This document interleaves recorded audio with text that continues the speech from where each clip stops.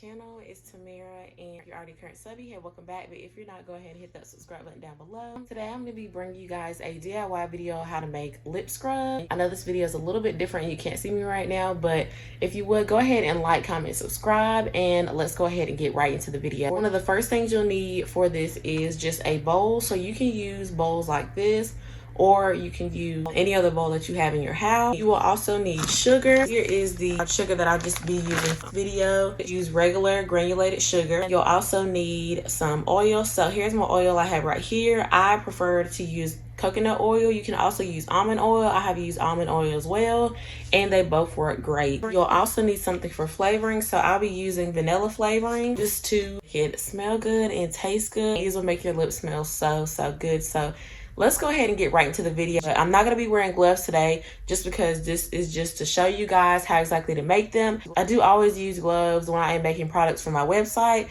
My website will be linked down below. And yeah, let's go ahead and get started. The first thing that I'm going to do is I'm going to pour in some sugar in here. And you can really just eyeball this. It's really up to you. I'm really going to use just about that much sugar. I'm not going to use too much just because I'm showing you guys this. I'm going to go ahead and pour in my oil. So I'm just going to go ahead and pour in all of my oil. You can actually pour in a little bit at a time and then stir it up. But since I've been doing this for a while, I'm just going ahead and just pouring it in. Just continue to mix this together. So I'm going to go ahead and add my vanilla flavoring to it.